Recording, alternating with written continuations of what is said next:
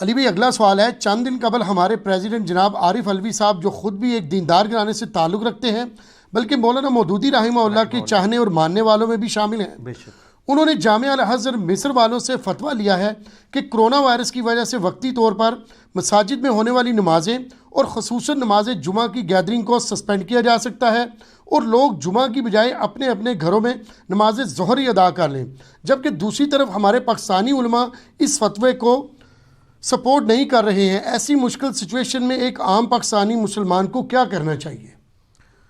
پہلی تو بات یہ کہ یہ ڈاکٹر عارف علوی صاحب جو ہیں حافظہ اللہ تعالی انتہائی دیندار شخصیت ہیں، کوئی شک نہیں، ان کی دینداری میں کوئی شک نہیں ہے۔ یہ اپنے ہاسپٹل میں باقاعدہ خود درس بھی دیتے تھے، اب تو خیر وہ جب سے پریزیڈنٹ بنے ہیں تو یہاں ان کی مصروفیات ہیں، اور نماز بھی خود پڑھاتے تھے۔ اور یہ جو ان کے بارے میں لوگوں نے مشہور کر دیا شیعہ ہیں، یہ سنی خاندان سے تعلق رکھتے ہیں، مودودی صاحب کے فالوور ہیں، بلکہ جماعت اسلامی کے رکن بھی رہے ہیں۔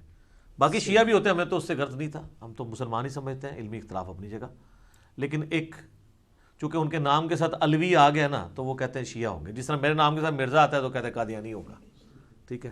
وہ تو شکر ہے ظفر مرزا بھی آ گیا ایک، تو انہیں کم از کم انہوں نے جو گورنمنٹ کا اسپوکس مین اس وقت بنا ہوا ہے کرونا کے حوالے سے۔ تو یہ جو الازہر یونیورسٹی کا فتویٰ ہے، الازہر یونیورسٹی اسلام کی سب سے قدیم یونیورسٹی ہے، 328 ہجری میں یہ فاطمی دور کے اندر بنائی گئی ہے، یعنی وہ بھی شیعہ کا دور تھا، فاطمی شیعہ تھے، تو اب یہ 1441 ہجری چل رہا ہے، آپ اندازہ لگا لیں آلموسٹ 1100 سال ہو چکے ہیں اس یونیورسٹی کو بنے ہوئے۔ وہاں تمام مکاتب فکر کے، خصوصاً جو اہل سنت کے جتنے اسکول آف تھاٹ ہیں، حنفی، شافعی، مالکی، حنبلی، ان کے علماء ہیں، اور ایک دوسرے کی سپورٹ کے لیے فتوے بھی دیتے رہتے ہیں۔ حنفیوں کو مالکی فتویٰ چاہیے ہو تو وہ مل جاتا ہے، مالکیوں کو حنفی چاہیے ہو تو وہ مل جاتا ہے۔ یہ فتویٰ جو آیا نا جی، یہ فتویٰ جتنا مرضی یہاں پہ فتوے منگوا لیں، ڈاکٹر صاحب جو ہیں ہمارے پریزیڈنٹ صاحب، یہاں کے علماء نے ان فتووں کو نہیں ماننا۔ ہاں، یہ تو ان کی میں سمجھتا ہوں کہ کمظرفی ہے اگر یہ سمجھ رہے ہیں۔ یہاں چاہیے کہ پریزیڈنٹ ہوں یا پرائم منسٹر، یہاں کے بڑے علماء کو، مفتی منیب الرحمان صاحب کو، مفتی تقی عثمانی صاحب کو، امین شہیدی صاحب کو، ساجد میر صاحب کو، یہ سارے فرقوں کے میں نے بڑے بڑے علماء کے نام لیے، ان کو آپ اعتماد میں لیں، ان کی میٹنگ کال کریں اور ان کو پوری سچویشن بتا کے ان کے ذریعے جو چیز امپلیمنٹ ہوگی وہ مانی جائے گی۔ ورنہ میں آپ کو بتاؤں، نہ پاکستان کی پولیٹیکل گورنمنٹ، نہ پاکستان کے ریاستی ادارے، چاہے پولیس ہو، فوج ہو، ایجنسیز ہوں، کوئی ایسی چیز امپلیمنٹ نہیں کر سکتے جس کو پاکستان کے علماء سپورٹ نہ کریں۔ یعنی اس چیز کو میں المیہ بھی سمجھتا ہوں اور خوش قسمتی بھی سمجھتا ہوں، کیونکہ بعض اوقات واقعی ہمارے ان علماء جن سے میں سخت اختلاف رکھتا ہوں، ان کے سٹینڈنگ کی وجہ سے کئی ایک غیر اسلامی چیزیں بھی دب جاتی ہیں۔ میں اسپیسیفکلی اس کیس کی بات نہیں کر رہا، جنرل بات کر رہا ہوں۔ جس طرح پاسپورٹ سے انہوں نے وہ اسلام کا خانہ نکال دیا تھا، تو اس وقت پھر علماء کی وجہ سے ان لوگوں کو ڈیسیژن واپس لینا پڑا۔ یہاں پر میں سمجھتا ہوں جو پاکستانی علماء نے انہوں نے جو فتویٰ دیا ہے وہ بڑا آپٹیمل فتویٰ ہے۔ انہوں نے فتویٰ یہ دیا ہے کہ جو بہت بوڑھے ہیں، کمزور ہیں، بچے ہیں، جو ونریبل ہیں، وہ اپنے گھروں میں ہی کوارنٹین میں رہیں، وہیں پہ نماز قائم کریں جماعت کروا کے، اور جو صحت مند لوگ ہیں وہ مسجد میں آئیں اور ایک دوسرے سے ہاتھ نہ ملائیں، کیونکہ اصل چیز تو سلام کرنا ہے۔ میرا بھی اس پہ پہلے بھی کلپ آ چکا تھا، لاکھوں لوگوں نے وہ دیکھا ہے۔ اور احتیاط کریں اور نماز مختصر ہو واپس چلے جائیں۔ لیکن گورنمنٹ ایک سٹیپ آگے گئی ہے، انہوں نے کہا کہ نہیں، یہ لوگ بھی گھروں میں نماز پڑھیں، مسجدیں ہم لاک نہیں کریں گے، مسجد کی جو انتظامیہ یا جو مؤذن اور امام مسجد ہیں بس وہی اذان دیں تاکہ اذانوں کی آواز بھی آتی رہے، مسجدیں بھی جماعت سے خالی نہ ہوں، بس 2-4 لمیٹڈ لوگ نماز پڑھ لیں تاکہ باقی لوگوں کی طرف سے ایک فرض کفایہ کے طور پہ ادا ہو جائے۔ کیٹاسٹرافک کنڈیشن ہے، تو اس پہ بھی علماء ایگری ہیں۔ میرا خیال ہے جس چیز پہ علماء ایگری کیے ہوئے ہیں اس کے اوپر ہی جانا چاہیے، اتنا ایک کوئی سخت رویہ نہ اختیار کر لیا جائے کہ پھر آپ امپلیمنٹ کرنا مشکل ہو جائے۔ اور اس کو سپورٹنگ وہ احادیث بھی ہیں، بخاری مسلم میں کئی احادیث ہے کہ نبی الاسلام سخت سردیوں میں اور بارش کے موسم میں اذان کے اندر حی علی الصلاح، حی علی الفلاح کی جگہ یہ ایڈ کروا دیتے تھے صلو فی رحالکم یا صلو فی الرحال یا صلو فی بیوتکم، اپنے گھروں میں ہی نماز پڑھ لو. اور بلکہ بخاری مسلم میں حدیث ہے کہ جمعے کا دن تھا تو ابن عباس نے مؤذن کو اذان کے دوران ٹوکتے ہوئے کہا. اس پہ امام بخاری نے باب باندھا ہے کہ اذان کے دوران گفتگو بھی کر سکتے ہیں، اور کہا کہ تم یہ ساتھ بول دو. بعد میں کچھ لوگوں نے اعتراض کیا تو ابن عباس نے کہا کہ بھئی میں بھی جمعے کی نماز کو فرض ہی سمجھتا ہوں، بخاری کے الفاظ ہیں، لیکن نبی علیہ السلام لوگوں کو تکلیف میں نہیں ڈالنا چاہتے تھے.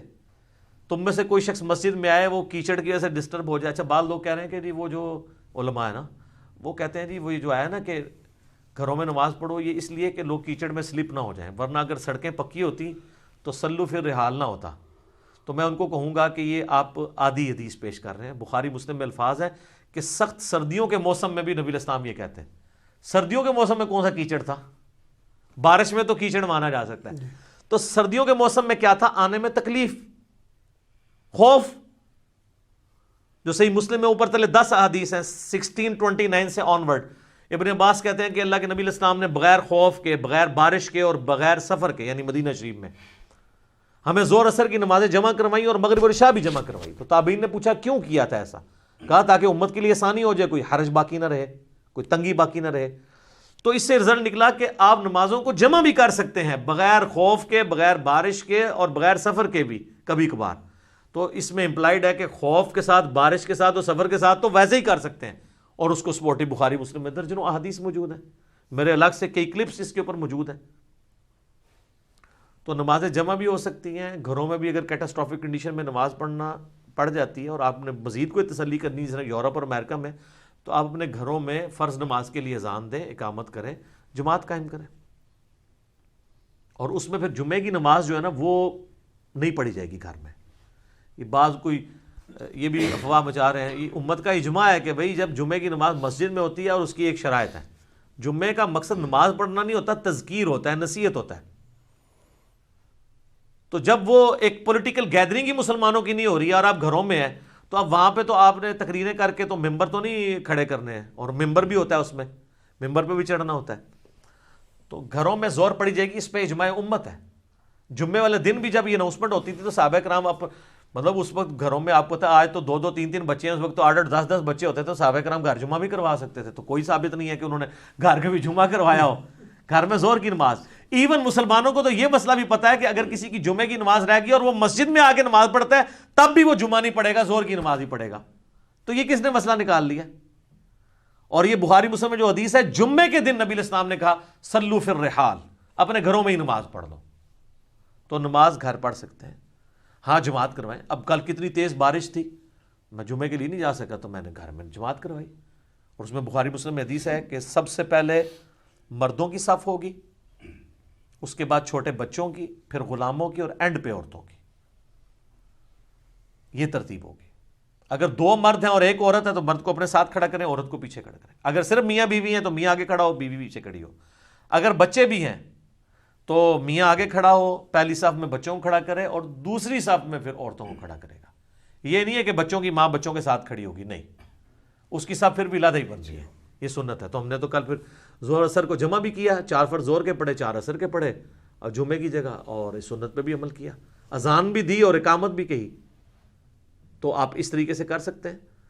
باقی اس سچویشن میں آپٹیمل، میں تو پاکستان کے علماء کے فتوے کے ساتھ ایگری کرتا ہوں. میں الازہر کی جو علماء ہیں نا، میں ان کی کریڈیبلٹی کو نہیں مانتا.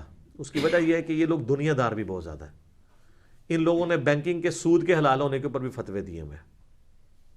اور الازہر میں تو آپ پتہ ہے اکثر علماء نے داڑھیاں بھی نہیں رکھی ہوئی. وہاں پہ جو نماز پڑھانے والے ہیں وہ بھی کلین شیو ہے. اس سے آپ دین کے ساتھ ان کے جو شغف ہے اس کا اندازہ لگا لیں. وہ دین کو ایز اے نالج پڑھ رہے ہوتے ہیں، پریکٹسنگ اس طریقے سے وہ نہیں ہوتے ہیں، لہٰذا ان کے فتووں کی ایز سچ اہمیت نہیں ہے. اور میرا خیال ہے یہاں پہ کئی علماء ہیں جو ان سے زیادہ نالج والے ہیں اور زیادہ خوف خدا رکھنے والے لوگ ہیں. ہماری گورنمنٹ کو چاہیے ہمارے ملک کے جو اپنے علماء ہیں ان کے فتووں کو فالو کریں. یہاں پہ بڑا ابھی تک تو علماء آپ کا پورا اس اعتبار سے ساتھ دے رہے ہیں، اور میڈیا پہ آ کے وہ ڈاکٹرز کی جتنی بھی ہدایات ہیں انہی کے اوپر چلنے کو پبلک کو کہہ رہے ہیں خام خواہ مطلب.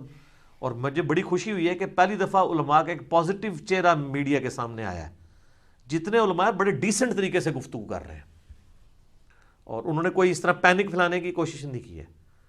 باقی ایک دیوبندی عالم نے کل، وہ جلندری صاحب نے بڑی اچھی بات کی ایک ٹی وی ٹاک شو میں. انہوں نے کہا یہ آپ جو بار بار کہہ رہے ہیں نا کہ ہماری کرونا کے خلاف جنگ ہے، یہ الفاظ نہ استعمال کریں. یہ اللہ کی طرف سے آئی ہوئی آزمائش ہے. آپ کہیں کہ ہم کرونا کے علاج کی کوشش کریں گے، کیونکہ ان چیزوں کے ساتھ آپ جنگ نہیں کر سکتے بلکہ آپ علاج کریں گے. جو اللہ کی طرف سے تکلیفیں آتی ہیں، مجھے بڑی یہ پازیٹیو، وہ اینکر نے بھی خیر ایگری کیا کہ آپ کے الفاظ ٹھیک ہیں، کہ ہمیں یہ کہنا چاہیے کہ ہم اس کے علاج کے لیے اور مریضوں کی صحت یابی کے لیے کوشش کریں گے. اللہ کے ساتھ کوئی جنگ نہیں کر سکتا. اللہ سے دعا مانگیں گے کہ اللہ تعالیٰ اس آفت کو ہم سے ٹالے. ہاں آمین ثم آمین. کیونکہ اللہ کی طرف سے آئی ہوئی کوئی چیز آپ نہیں ٹال سکتے. اور ہم جتنی کوششیں بھی کرتے ہیں نا، وہ بھی اللہ کی اطاعت سے ہی کر رہے ہوتے ہیں.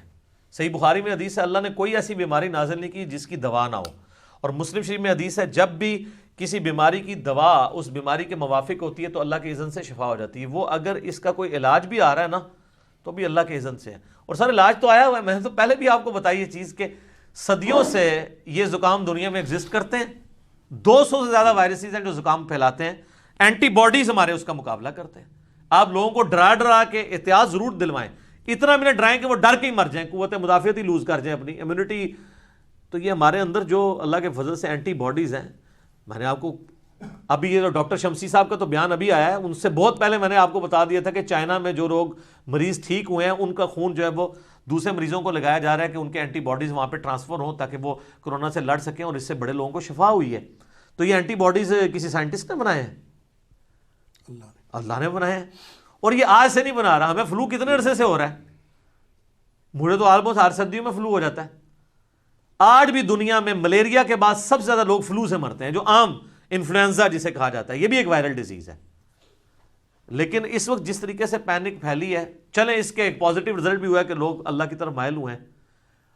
اور شکر ہے کہ سوشل میڈیا کے اوپر دعائیں شیئر ہو رہی ہیں، توبہ استغفار شیئر ہو رہا ہے، اور لیکچرز شیئر ہو رہے ہیں. تو یہ بڑا اچھا موقع ہے. میں کہتا ہوں یہ آپ کو گھر میں اللہ نے ایک نیچرل اعتکاف دے دی ہے. یہ کوارنٹین آپ کو نیچرل ملی ہے. گھروں میں بیٹھے قرآن ترجمے سے پڑھ لیں یار.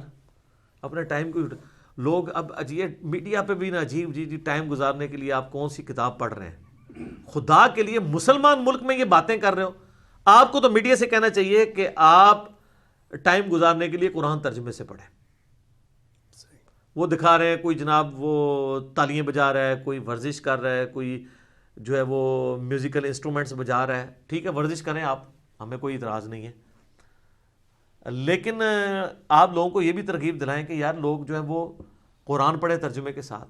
اور جو سٹوڈنٹس جن کی کلاسیں شروع ہونی تھیں وہ اپنی کتابیں لے کے بیٹھیں، آن لائن تعلیم حاصل کریں.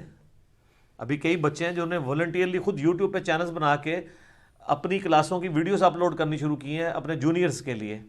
جو وہ سینئر کلاسوں میں چلے گئے ہیں تو اپنی پرانی کلاسوں کی ویڈیوز بنا رہے ہیں تاکہ جونیئرز جو اسکول نہیں جا سکیں گے وہ تعلیم حاصل کریں.